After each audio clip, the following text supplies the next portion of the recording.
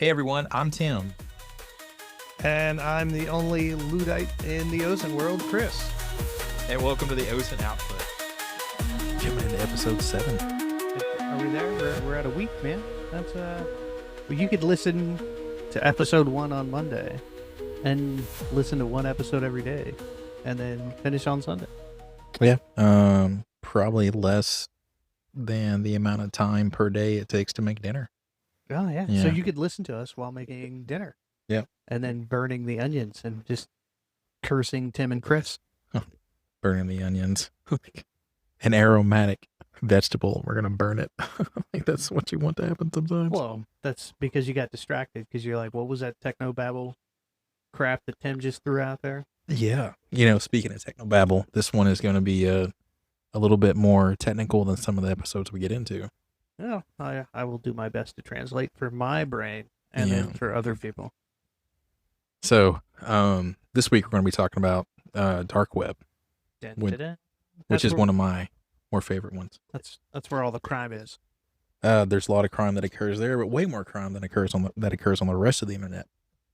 It's like 60% of the dark web is crime. I just made that number up. Yeah, I think it's so much more open there. People can go and talk about whatever they want to, and they have like basically no fear of reprisal, I guess you would say. Because of the anonymity? The anonymity, obfuscation, the way the technology does it for you, but we definitely don't want to take away too much from the rest of this episode. One of the things that happened this week that was just blew my mind on Monday. I woke up and like every other normal human being on earth, I checked to see if 4chan's up. Yeah, because that's what everyone does when they wake up. They check 4chan, and then they check the weather. No, the reason why I checked it was because I actually got a news alert that said, hey, there are issues, people connecting to 4chan, and then I also got another alert notification that 4chan was completely down. So I went to the website, and it wouldn't load. And how long has 4chan been around? God, what was it? 2015 was when it was acquired by this dude named Hiroyuki, which is like the admin for the website. Yeah. Prior to that, it was set up in like early 2000s by a man named Christopher Poole. Also goes by Moot. So if you ever see Moot post, like that's Christopher Poole. How often has it gone down in that time? It actually has gone down a few times. Okay. Not really because of the type of action we're going to talk about for this segment, but because of law enforcement and government actions. Because 4chan has been linked to a lot of alt-right, promotion of terrorist activities. Yeah, all that stuff. So there's a lot of pressure on it to try to moderate this content, but it's really difficult because everybody logs in and everybody accesses the website. They don't have to log in because they're anonymous.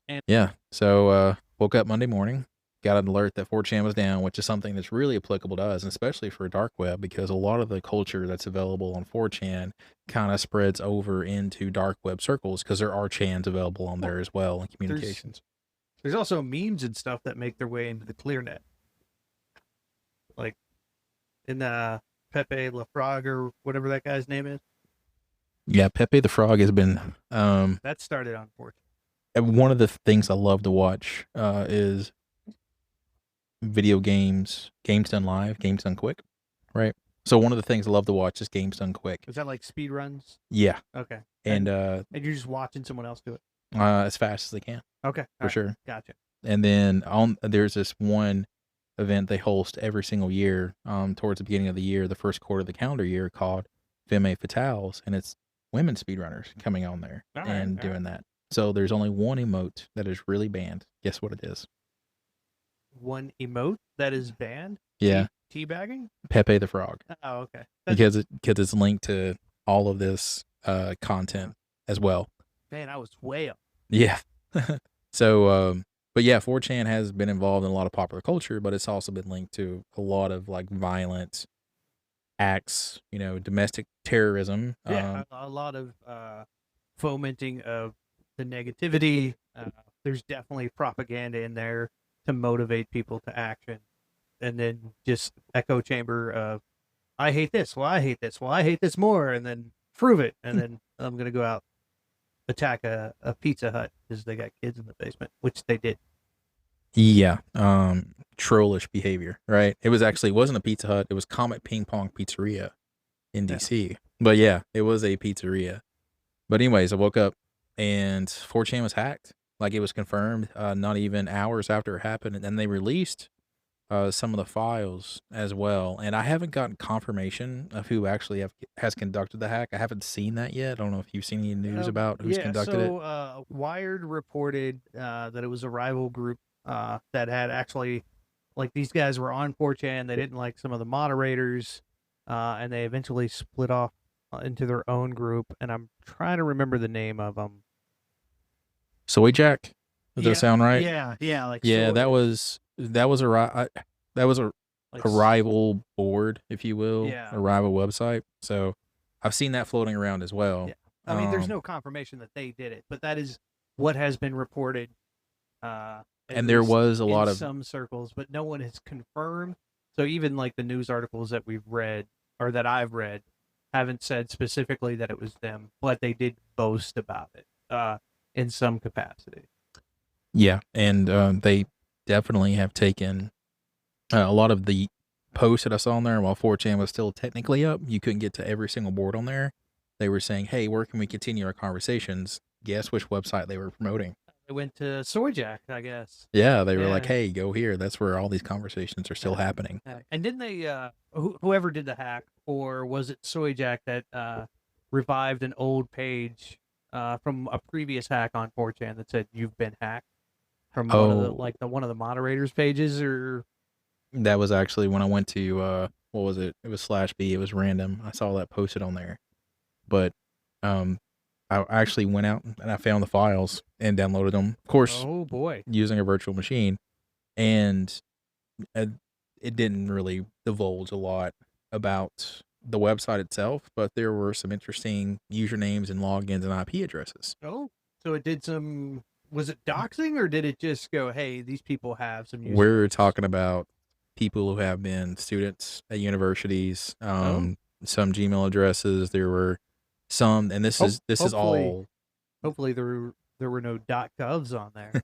This is all Roomit, right? But there were some that were linked directly back to government agencies. Okay. That's Roomit. You know, anybody can go on and create a login for a website and use an email, right? Yeah. And you can still use .gov emails, but if they don't have 2FA enabled, that's just your login, right? Yeah. You know what I'm saying? Yeah. So yeah. again, I think that 4chan probably had a 2-factor authentication enabled, and it would stand to reason that there are .gov agencies that would want to say like, hey, we're monitoring this and want to create an account. Of course. But again, I mean, you mentioned that at the kind of the start of this. One of the other times that 4chan went down was due to government interference. exactly. So government's coming on there and saying, hey, like, we just saw that there was a terrorist attack that happened and you allowed their manifesto to be posted on here. Can we talk about that for a little bit? Although it would be weird if you had a 4chan account to monitor 4chan using your .gov. They should probably take some lessons from us about attribution and signature reduction. But looking at the technical specifics for 4chan and how it was hacked, they just never updated the website. They had security configurations that had been around for a decade. So a lot of the users came out and said, we were just begging to be hacked, and it just never happened. It was kind of like a friendly agreement because they know the type of content that goes on there. Oh, that's a good point. And they're like, there's really nothing of value for anybody else to go here and do, right? If somebody were to hack it, it'd be like a novelty thing that were to happen. But now they've taken the entire source code, the configuration. It was like an old PHP configuration. Wow. And so they just, update your software, guys. Like, find the latest approved patch. Yes. And update it. And also be aware, because Chris and I don't think we've talked about this, right? We finally have a functioning website. Oh, yeah, we do. It does exist. Yeah. Please don't hack it, but send us an email on there.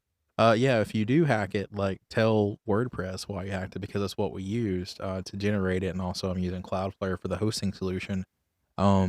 Like, I don't use plugins on WordPress, and you'll find that, like, I do everything through HTML. So, like, I try to find a solution where I don't have to get a third party to host some type of content. I can't always guarantee that for all that. I'm telling Chris this right now. Yeah. No, this is for my education Yeah. as much as it is for anyone else's.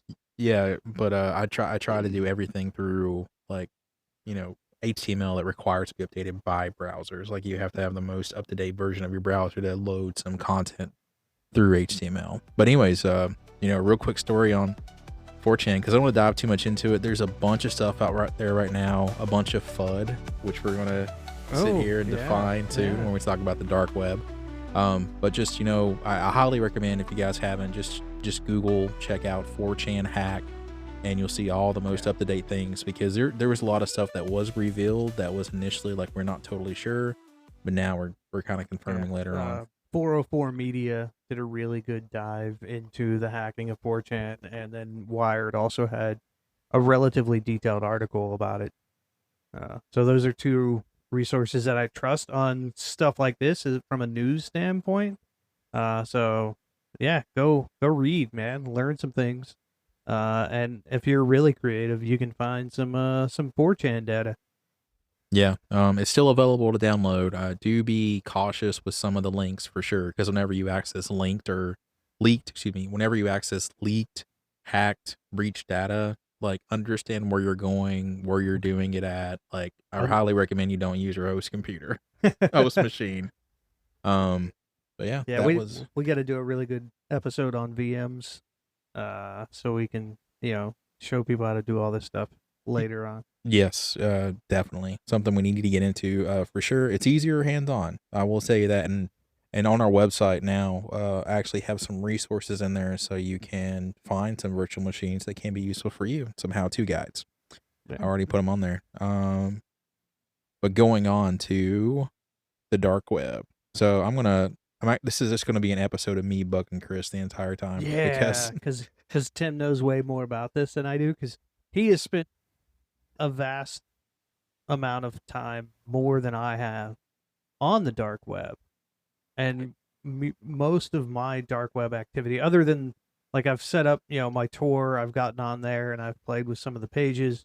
I've used some of the, is indexing the right word, or is it more like just a list of different websites where half the links are broken anyway? So I've done that, but most of the time when I use dark web material in my day job, in my analytical work, I'm usually relying on a scraper to give me that information. Yeah, so it's not hard to scrape the dark web at all. Like, you can take any conventional web scraper or web crawler and apply it to websites on the dark web. It's just that you won't get all the same content back that you would expect, because the basic of it is it's a website that's being hosted over a different networking protocol, and that's it. So if you're thinking like, I go on there and instantly I can find, you know, drugs to buy, I can find a hitman, which is honestly a myth. I've never seen any there, and I've even talked to I've seen scammers yeah, offer me hitman. I've even talked to FBI agents who have been like, there has been no verified case of where a hitman actually carried out an assassination based on a dark web website. So just so you guys are tracking. That's not to say hitmen don't exist.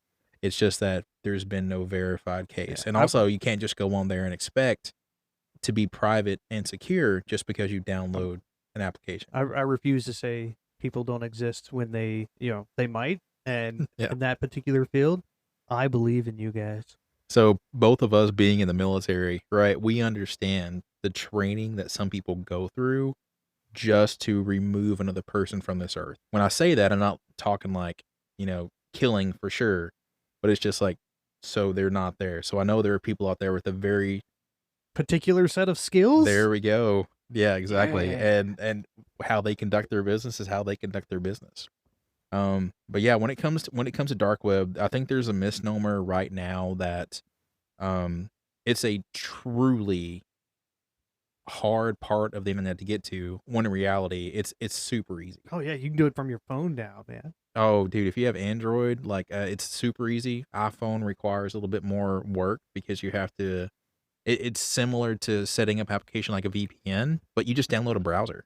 So like the dark web, and Tim mentioned this, is just an overlay network. It's built on a different.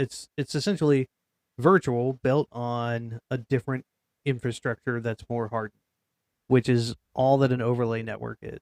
And in simple fun terms, for those of you that remember AOL and dial-up modems, for a while the internet was an overlay network over the telephone lines. And then now we have VoIP, which means now telephone is an overlay network on the internet, or can be. But that's all it really is. So it's not hard to get to. You just need the right software to plug in, man. Yeah, and like when we get into like the open source layers model and talking about that, it's just as long as you have access to the internet, you can get to a dark net, which is something that's not dark web, and dark nets aren't synonymous. The Correct. dark web is the obfuscated part of the internet that requires specialized software and encryption to get to, and a dark net is one specific type of protocol. Which is just what? So we have what's protocol in this case? so this one is like the type of dark net that you're wanting to access, and there are So various ones. It's just a different, somewhat isolated pocket from itself, Uh, or not, from the other ones. I mean, some of them are. Like if I'm on Tor, can I get to I2P? And I know we haven't explained that yet, but You can through proxying. It's just that accessing those websites, and again, that's another way to access it.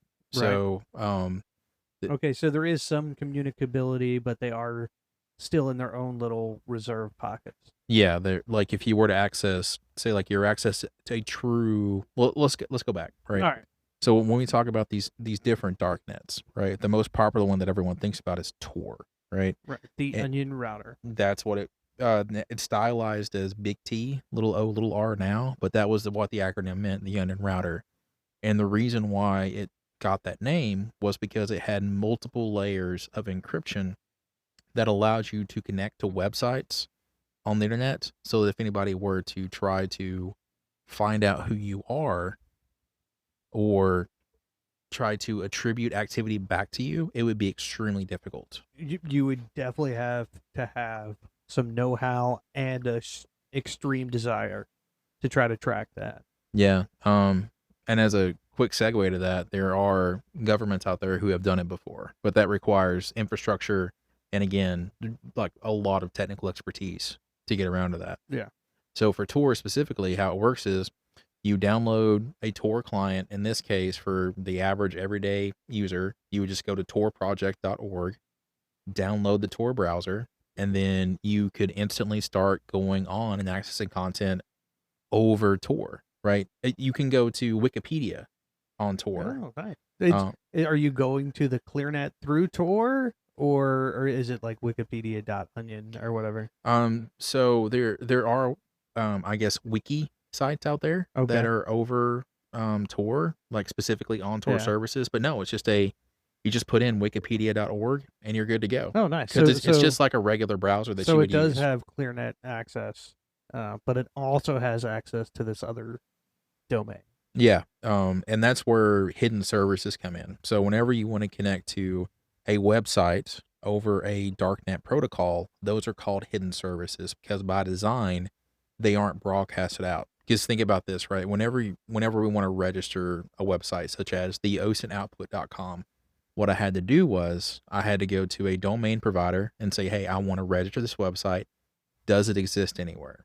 And they go, no, it doesn't. Congratulations, you got your website. Or if it does, and they say you got to pick a different name or a different top level domain. Like instead of .com, I got to pay like .org or something. Right. The osinoutput.org. Yeah, exactly. But for hidden services, that's not the case. It generates a randomly assigned length of alphanumeric characters, and this is for Tor, and it's 56 digits, 56 alphanumeric characters long. Okay. And like, where do you get that from? Do you just generate your own site? There's no mass registrar or any of that? No, Tor project knows how many services there are going on at any time, but they never tell anyone what the exact address is. So there's 3 ways to find a hidden service over Tor. An onion website, right? Because all these end in .onion. The first way is somebody, like Chris says, generates a website and says, hey, come check out my website, guys. Here's the address. Another way is you have a link directory that's available, Like right? Amina or one of the other ones. Amiya. Yeah, Amiya. Amiya.fi is one of the most popular darknet search engines. And I really enjoy it, and we can get into that here in just a little bit, because it actively removes any illegal content from its indexing service. So a little bit more about that. And then the final way is you just try to guess, because again, these are randomly generated characters, and there's 56 characters total in the Onion URL, but there's only 36 specific characters that can go in there. So lowercase a through z and 0 through 9. Right. So you could try if you wanted to. Now it would be very difficult because there's billions and billions of combinations because of those letters that you could try to find out every single website that exists on I'm Tor. sure you could use AI to do that. Even with quantum computing, it well, would. I'm not it would, saying that you could find them all, but you could find one. yeah, and I mean, like, it's really simple. I mean, like, everybody gets lucky. I would say it's akin to finding a hash on On the for a block. blockchain? Yeah, for a alright. block. Going back to one of our earlier episodes. Oh, so since we're talking about the URLs, I guess is that still the right terminology Yep. for this? Yep. Okay. And we mentioned that there's no mass registrar. How easy is it to just change your website URL to another one? Because it's rather difficult for ours, the osinoutput.com. So how easy is it to do that on Tor? All you have to do is go in, and there's one specific script that you run in there. So it generates a random hidden service every single time you run it, and all you have to do is just press enter there or run a command to regenerate. You get a brand new one every single time. Right. So that would make it much harder for an agency to shut it down or to shut you down. They could shut down that particular page, but they can't really shut down your content or your service. Yeah, even shutting it down, like the best way to shut down a hidden service or make it inaccessible for someone's DDoSing attack. So if they find out one specific URL, they can go towards other ones, and you can just generate one whenever you want to. Is it easier to DDoS an Onion site versus a .com? It depends on how sophisticated the setup is for that specific server, right? Because what happens is there's just content that's being hosted on a computer somewhere in the world, right? Just Right. on a storage device. And then how people access it is they get on their browser, well, in this case, Tor, right? They type in that website and go to it. Well, for this specific case you're talking about for DDoSing, it's the same as any other one. It's just what preventative measures are in place to try to stop that. For a lot of Fortune 500 companies that have these websites worth millions and millions of dollars, like think of Bank of America. Yeah. If that website were to go down, that's a problem. Yeah. No, Right. yeah. So they have very sophisticated measures in place. So if they detect one of those attacks, there's a way to try to prevent that type of connection from coming in and stop it. Mhm. For Tor, everybody's anonymous. Even those Ah. DDoS attacks, right? So you Yeah. can't tell where the attacks are coming from because you're allowing connections from anonymous Right. circuits. And that anonymousness is because they're jumping through different layers to get there. Yeah. So going back to our basics of Tor, right? We have 3 hops that we have to go to in order to get to a website. That's ClearNet, right? So you have the very first node, which is what these are. There's 3 nodes, 3 layers. There's the guard node. So that guard node knows who you are. If you're using the browser, it can see your IP address, Right. but it doesn't know where you're going. It's Right. going to the relay node. So it adds encryption and sends it on. Yeah, there's 3 layers of encryption to go to for each 3 nodes. And then we go to the relay node, which knows the guard node, and then the exit node, which is the third one, and the exit node knows the relay node, and it can see the website that you're going to, but has no clue who you are. Where you came from because of those added layers of encryption along the way. Exactly. Each one that you go through, and that's why it's called the onion router, right? You're peeling back these layers of encryption, just like an onion has layers, very similar to an ogre. Okay. And so, so that information comes back the same path or a similar path or even a different path. So the Tor circuit can change over time. That's what it's called when you have those 3 nodes, when you Yep. establish them. That Tor circuit can change as you're reloading pages and navigating on the website. And it also changes per tab in your browser because everybody knows you can open up multiple tabs at the top. Yep. So you can have different Tor circuits for each one of those. If you're my grandmother, you have 37 tabs, and 34 of them are the same thing. So I found out, this is a totally different aside for iPhones. Apparently Safari on iPhones, on iOS, doesn't tell you have a lot of tabs open. So it keeps them open at all times. When on my mom's phone, 500. Sure. Was Yeah. like, why do you need this much? And apparently, and it's a common thing. I went on, like, I can't remember what it was, like a subreddit, and somebody hit the maximum limit of tabs you can have open on Safari, which is like over 1,000 or something That's too weird. many, man. That's too Yeah, many. and it's just taking up so much memory Yeah. anyways too, having those available. But yeah, uh, but for hidden services, right? Say you don't want to go to like wikipedia.org or the osinoutput.com, right? So you want to go to an actual dark website. The website also gets that circuit as well. So like those 3 hops. Oh, okay. All right. So that's exponentially increased security and anonymity. Yeah, it's another 3 nodes, right? 3 layers on top of that. And then one of the things that people are fairly familiar with is that when you want to find out what an IP address is for a website, there are tools for that. Yes. Okay. For hidden services, that will never exist. Because when And that's because there's not the main registrar type thing, or what? So a little bit more on that. There is a directory service available for Tor, Mm-hmm. but they will never knowingly, I say that very specifically, knowingly give you where a hidden service is located at. Okay. And even for most instances, they don't know that either, right? The IP Right. address. But if you were to do like a whois lookup for who we are, right? Since we're using Cloudflare, you can see that we're using Cloudflare for our hosting solution. Yep. But for hidden services, can't happen because everything comes over Tor and is isolated to the Tor network when you access a Onion website. Okay. So if I'm using a browser on the Tor network, which is, from my understanding, it's really, it's someone trying to index different pages or whatever. And because you can change pages rapidly if you desire, and because of the nature of the network, because some people are just paranoid and they'll have a page up for a set time, 72 hours, and they'll change it to another page. So if I'm relying on someone else to index all that information, why don't my links work half the time? Because just as And this is on Tor. Tor is dependent on volunteers, right? People who are willing to give their bandwidth to make sure the Tor network remains up and stable.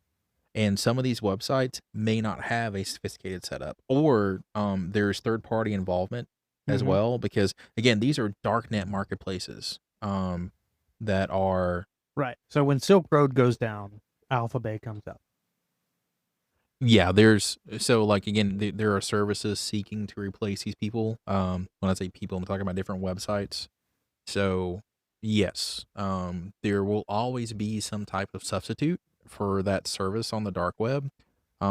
It's just the same people that were in control of that website are probably no longer the admins. Because for example, for Silk Road, the admin was arrested. Ross Ulbricht was arrested.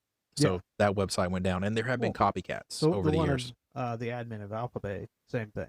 Yeah, so the admin of Alphabet, yep, 100%. It was Alpha02, Alexander Cause. He was arrested, and he committed suicide in Thailand prison. So going back to where we are, when we're talking about accessing these links and how they don't work, there was a change 3 years ago, and we're still finding these links around a lot. So Tor switched from version 2 to version 3, and in that, a lot of the software was updated. So at that time, it used to be 16 alphanumeric characters for .onion addresses. Yep. Now it's 56. Okay, so no one really owns it. Who's updating this stuff? So the Tor project, which is a 501c3 nonprofit, takes it up on themselves to make sure that Tor remains updated, as well as a community of volunteers, because Tor is a free and open source project for anybody to contribute to. So how do you become a contributor? Honestly, just get interested in it. They actually have a GitHub available if you want to check it out. Just literally go to Tor Project, and they have a blog on there talking about how they want volunteers to assist in updating their information and being available. All right. So as OSINT analysts or OSINT practitioners, what am I doing on the dark web? So from the practitioner perspective, the software alleviates a lot of your attribution concerns if you're using it for investigations, because nothing will ever be linked back to you unless you log into a website, right? Right. Nothing will ever link back to you. As far as what you're looking for as an investigator, that depends on your work. One of the things we haven't gotten into that Tor, the dark web, is heavily known for is active illegal content. Just by accessing it, you could be committing a crime, and we're talking about child sexual abuse material. He means accessing the content, not the dark web or darknet. Exactly, because there are just a handful of nations on Earth where if you're using a darknet protocol where you could actively get in trouble. All Well, right. yeah, and those are governments, which we've talked about before, that want to tightly control what information on the internet their populations have access to. Yeah, so that it becomes very difficult when you have protocols like these. So yes, so looking at what type of content is on there that you never want to access. That's child sexual abuse material, also known as CSAM. In certain circles, right, people have called it child pornography. I personally hate that term because the term pornography, which is filming of sexual acts, it implies consent. No child can consent to be being Zero. filmed for None. those. So that's why I refer to child sexual abuse material, and that does exist on there. So that's why people are like, "Oh, can't go there. Can't be allowed to access that." Yeah. And if you're super worried about that, which I mean, we should all be concerned about it, but if you're worried about seeing it, because it is illegal to see it, right? Like if you see it, report it, sort of thing. You can rely on different web scrapers that will often remove that material in research results. Yes, the images, the videos is what is illegal to view. Right. Descriptions of what is happening is not illegal, and that's in the United States, by the way, y'all. So again, depending on your locality, where you're at in the world, they may have different rules governing that type of content, and also they're actively finding it as well. But enough on that morose topic. Let's move on to. All right. So, what are some of we've talked a lot about Tor this time? What are some of the other, like, oh God, it's not called Freenet anymore. They had there was a branch in the code. It was like a soft fork, basically, where they just renamed it something it was named before. So it was called Freenet for a very long time. Now it's called Hyphenet, and that's another darknet protocol. And one of the hallmarks behind that is if anybody has ever torrented anything, that's mostly how Freenet works. Yeah, it's a decentralized storage system to where, you go looking for whatever information you want, and it's stitching that information together from multiple locations. Yeah, so whenever you go and access content over Freenet, you become a node in the network. So which came first, Tor or Freenet? So the ones we're going to talk about for this one, Tor, Freenet, and I2P, they kind of came up around about the same time. So Tor was first theorized and started, I guess the researchers started putting it together like mid to late 90s. But Freenet, developed by Ian Clark, came out in 99, right before the turn of the century. And they hit some sort of popularity. Freenet was 2001, I think, and then Tor was a year later, give or take. I'll say a year because it's 2002, but it's probably just months. All right, so that covers Freenet, at least when it started, and again the core crux of Freenet and Clark's dream and start to put it together out there was anonymity was a part of it, but he just really wanted that decentralized storage structure, which was the backbone of the idea behind Freenet. But yes, and a lot of these darknets, same way as it was with Freenet, Hyphenet, it started up as a hobby. Somebody was just like, hey, I think this is cool, so I'm going to commit some time to it. And in certain circles, it kind of took off. Freenet is an interesting one because, like as Chris said before, it's a bunch of people who devote their bandwidth, the same as Tor, But instead of hosting all this information on one central site, you can download pieces of it from other people. That's how torrenting works, right? Peer-to-peer file sharing. That's how Freenet works, Hyphenet works. But there is a service on there that has become very well known for that illegal content called Freenet Messaging Service. And it's a protocol that's just available for that one specific network. Right. And so I2P was developed, I think, a little bit after both of those. And that was designed as just a communications platform, right? So I2P now stands for the Invisible Internet Project. Initially stood for Invisible Internet Relay Protocol Network, or Invisible, no, sorry, Internet Relay Chat, Invisible Internet Relay Chat Protocol, right? But now it stands for the Invisible Internet Project. And it was designed as a way to just communicate using ErcChat, right? But now it's kind of taken on an entirely different. Right. And it has its own message boards and forums and things like you'll see. And for all in these other y'all, places. it's just a different way to access content over the internet, right? Yeah, I will yeah. say that, like, there's no one specific, like, this is known for this is known for that. It's just kind of like, I guess, banners that has been given, when in reality the entire internet is known for all of this content, Right. And, right? I mean, so and I'm not trying to pigeonhole these different sites or whatever, or different protocols, but the ideas behind them and why they started. Now, granted, everything changes and grows, and in the internet world or the online world, the virtual community, everything changes and grows a lot faster than in the real world. But I think the concepts behind how they started and why they started speaks to their structure and their backbone, and then what you're doing when you go there. And it's the intent behind it too, right? What are you going to look for? Are you allowed to do that activity, right? Also, what would you like to accomplish while you're on there? So I do believe that at the end of the day, the creators of all these, especially since Tor was created by the U.S. government, I don't believe their initial intent was for every single citizen out there to start accomplishing illegal acts, right? No, it Okay. wasn't. All right, fine. It wasn't, right? That's what I would want. Never mind. I'm not. No, so I plead the fifth.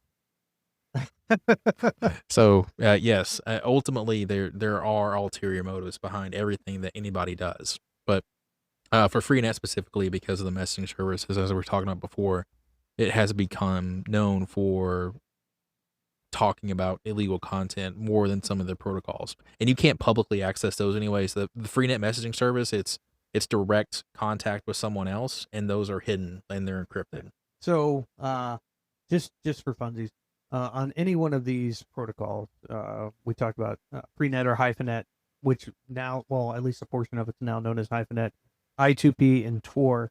I could get on there. I could go to some website, a forum perhaps, and then I could talk to people about how to hack 4chan.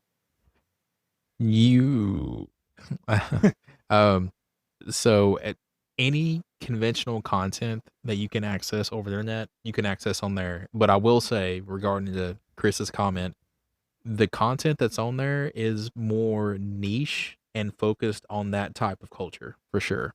All right. Yeah, So, that's actually how I found the 4chan hacks. Was I went to a well-known forum for that information, and I just searched in the search bar 4chan hack, instantly gave me the files. all right. Let's transition to some of the real positive things about the darknet, the small section of the unindexed internet. I guess you're talking about the fact that it actually helps people sometimes. Yeah. I mean, it's not just drugs. It's not just scam hitmen for hire. It's not just ransomware purchasing or DDoS as a service or any of that stuff. Which all of that stuff is there. You can absolutely find it. Now, granted, in those communities, you have to build a reputation because, well, we'll get into that later. So yeah, let's talk about the positivities, some of the good things that are on there. Like, what do people use it for that is a benefit? So I'm gonna talk about drugs first. All right. Okay. But we'll yeah. we'll go away from that. Drugs can be a benefit depending on who you are. Yeah. So like obviously the people that go on the dark net to on these marketplaces to buy drugs probably aren't doing it for legitimate purposes, recreational, right? Yeah. Things that aren't legal in their jurisdiction locality. However, there are people on there who want to help them, right? Say that you've never taken shrooms before in your entire life. Yeah. And you want to go to this vendor, buy a strain of shrooms, and you're not sure how that will work. There are harm reduction communities out there to help you with that, because addiction is a huge problem, which I don't think gets enough attention throughout the entire globe. No. Yeah. So like, again, of course we want these people to seek medical treatment and get help. But again, it's something that you can't really control when you have an addiction. So they do want to try a new type of substance to see what it is. There are communities just dedicated to explaining what a drug does to you. Well, so I can find the best strain of psilocybin for me. Yeah, maybe not the best strain, but maybe which vendors want to sell you psilocybin laced with fentanyl. Oh, okay. Yeah, no, I don't want anything to do that. Exactly, because some of these drugs that you get in, they want to give a better high for their people. So yeah, Well, so okay, so let's stick on drugs for another half second here. So that's illicit drug. Can you find prescription drugs for a better price on there? Depending on what country or jurisdiction you're from. if you're in the United States, probably. But and again, I've done a lot of research on this. It's very, very rare that I do find that where there's a pharmaceutical grade drug that you would normally get prescribed, let's say for a neurological disease or for pain or for mental health, right? Yeah, ADHD. Yeah, it's very, Adderall. very rare that you would find a drug at or below the price you would get from a pharmacist. Okay, but you're looking at. Okay, all right, yeah, no, that works. Yeah, but Okay. again, if for some reason you can't be treated for that, right? That's where people go to. They're like, I really think I have this condition. I need to get help for it, or recreationally. That's why people gravitate toward marketplaces. And just as an aside, Chris and I both do not advocate nor say, "Hey, go here and buy this stuff." No, yeah, no. We're just saying like these are the communities that are available. Yeah, these are things that exist. And, Yeah. I mean, if you can't find Adderall, someone will sell you meth, On on these marketplaces, and which we don't advocate for. yeah. Now looking at Let's talk about journalists. What do journalists do on the dark web? let's talk about censorship in general, All right, right? I think okay. that's where we need to go So towards the because last bastion of free speech is the anonymous internet. I would say the last bastion of free speech is making sure that you advocate for it, right? I will say that anybody who wants and values the fact that you can say or do, well, excuse me, say whatever you want, There you right? go. The fact that you can say whatever you want, you need to advocate for it. That's one thing I do every year now is I donate to the Tor project to make sure that they can continue operating and running. So, but yeah, when it comes to censorship in general, making sure people have access to content they need, Darknet Protocol is great for that. Right, because it anonymizes you from your internet service provider. And it also, when you access this content, it only not anonymizes you. It also provides you content that is different from the region that you're in because your IP address is different when it gets presented to that website. So you're getting access to thing outside of your country's internet controls. Yeah, so there's a website that I use all the time, and we'll bring it up in a later episode when we talk about website analysis and domain analysis. It's viewdns.info. They have a tool on there called Chinese Firewall Test. You can go on there, put a website in, and if it's not accessible on that website, it tells you whether it's not. You can't get to it in China. Good examples are like Facebook, Twitter, certain other messaging apps like WhatsApp. So if you try to go there and you can't get to it, So you need a way around it if you're behind the Chinese firewall. and darknets allow you to do that. Right. All right. What about whistleblowers?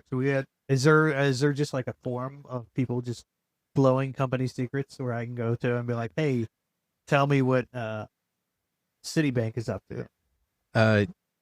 To a certain extent, yes, there is a community that you can find more than a few. I'm not going to name specific ones, but once you start doing your research, there are websites and mediums that you can use on all these protocols where you can provide information in a somewhat secure, clandestine, anonymous manner, so that if you were to say, I don't know, that you work for a really large company and they are known to give the worst jobs to people with red hair, right? Yeah. So that's something that is not cool, right? That they Well, say they value the redheads or the people who are being discriminatory. Yeah, the people who are discriminating against those, that's not cool that they're doing that, right?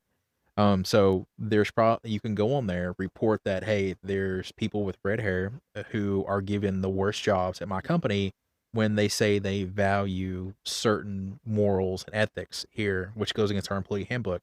That's a type of whistleblower activity. Right. So So I mean, but there is a place for that. yeah, multiple websites are available for that. It's not huge public knowledge. Like there isn't a forum that you can go to and say, hey, I want to report blah, blah, blah. And then people will start replying to you in mass so you can have a conversation. They usually bring it off of those websites. Right.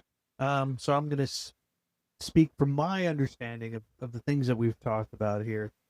So whether we're looking at Tor, Freenet, Hyphenet, I2P, a lot of what we're looking at on the darknet requires some sort, and it may be limited, some sort of peer-to-peer connection interaction.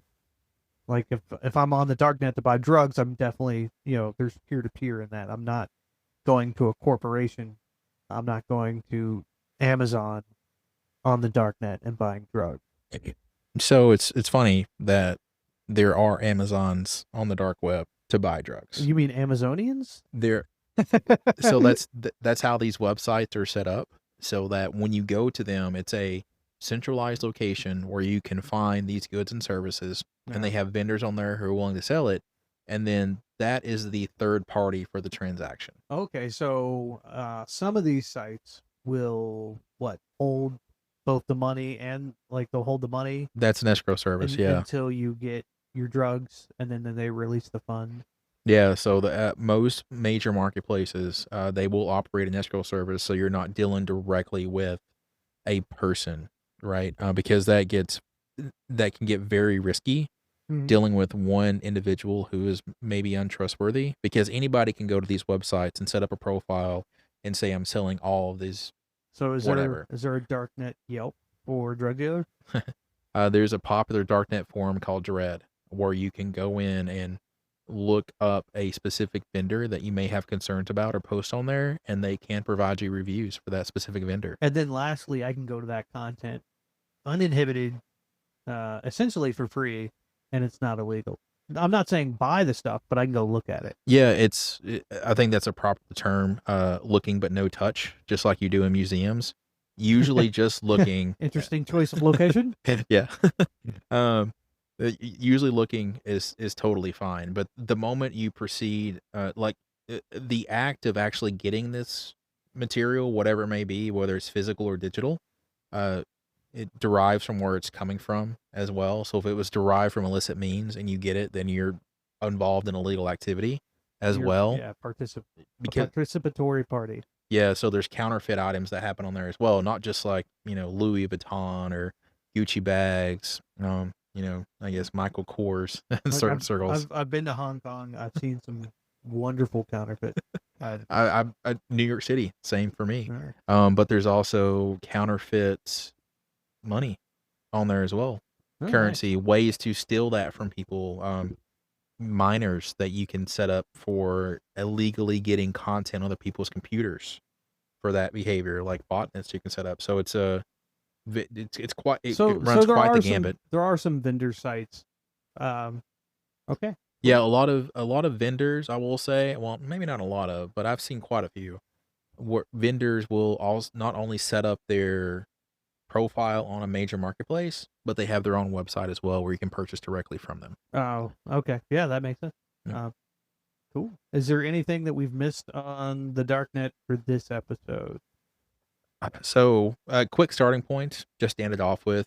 If you want to get started, I highly recommend that you go to some of these protocols and read initially about them, you don't have to go into the weeds like Chris loves to. You don't have to understand every single I- layer for the open source for I emailed Tim this week, and I was like, dude, I'm just getting stuck on this whole layer system. Like I've spent an hour and a half just looking at the different layers because it's described as an overlay network, which it is.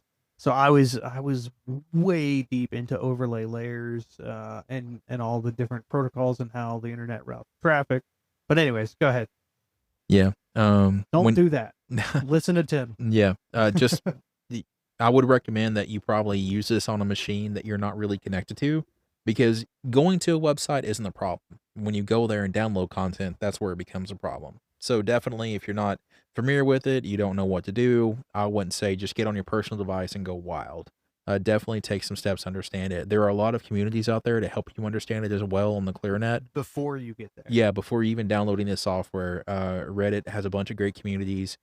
Every single protocol that you can access, whether it's Tor, I2P, Freenet.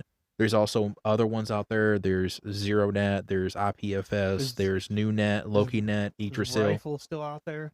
I don't know. Okay. Yeah. It's like 3 Fs. Yeah. So there are a bunch of protocols available where they have their own websites that you can read about it before you ever start using it. Okay. And from my own personal perspective, doing this for more than a few years now, you won't mess up your computer downloading the right file. There are false executables out there for Windows, false installation files for Linux and Mac. Don't download something from an unknown origin point. Make sure that you know where you're going before you download it. That's good advice for in general. Yes. Yeah. But they're great communities to go to. So if you really want to know, number one, you can definitely hit us up. Go to our website, send us a request saying, hey, I want to know more about this. We'd love to get a conversation started with you. Also, do your own research, and then finally, once you do have it downloaded, if you do happen to access some illegal content, the first thing is don't continue going down that rabbit hole, right? Because people do get radicalized that way by staying in those same circles. So understand your own biases, what you're doing, who you're talking to, what type of information is being sent to you, also what you're saving. And then what you're trying to identify if you're going on there as an OSINT practitioner, and not just for personal scouring about whatever you'd like to find, but just understand what you're trying to do before you get on there. Because again, from my perspective, I really, really don't believe that it will ever be a scary place. Now, once you understand who's going on there and what their ultimate intent is, you know what websites or what areas of it you should try to stay away from if you're not comfortable with that activity. But again, teach their own. Do your research ahead of time. Mhm. All right. So real quick, and this was many, many years ago. I'm in the basement of this hotel in Hong Kong, and I'm cold. Well, I'm in my cups a little bit, and I'm freezing, and I stumble upon this. I assume he's a Chinese man or a Hong Kongian, whatever you want to call him. And he looks at me, and I go, "Hey, man, what's up?" And he goes, "You want to buy a jacket?" I was like, "What?" And he's like, "Yeah, do you want to buy a jacket?" So he opens up the trunk of his car, and he's got just a bunch of different like fleece type jackets. They're they're thin, they're not great, but they're good for chilly weather, but not cold weather, right? And I was like, you know what? I'm actually really freezing right now. I didn't say that to him; that was in my head. I was like, yeah, let me get a jacket. How much are they? He's like, they're 3 for $20. And I was like, I only want one jacket. Can I just buy one for $5? And he goes, no, they're 3 for $20. I was like, all right, I'll give you $10. You give me one jacket. And he goes, no, they're 3 for $20. I was like, fine, I'll give you $20. Just give me one jacket. And he went, no, you're taking 3. So I give him $20. I get 3 jackets. I give 2 of them away. I still have the one I bought. Like and this was like 18 years ago. I still have the one I bought. It's hanging out in my closet right now. The more you're around this counterfeit content, the easier it becomes to kind of recognize. There's no labels. I know. But when I was in Afghanistan, there's not even a tag on it. When I was in Afghanistan, I needed a jacket, a better one, because in my own ignorance, I didn't realize how much the facility sucked out there. So I was freezing during the day where I was working at. We didn't have really great central heating. So I went down there and I said, "Hey, we need a jacket. What do you got?" This man pulls North Face jacket off the shelf, and the very first thing I look at is the size, and it's a 3XL. I've never been a small individual, but I've never been that large.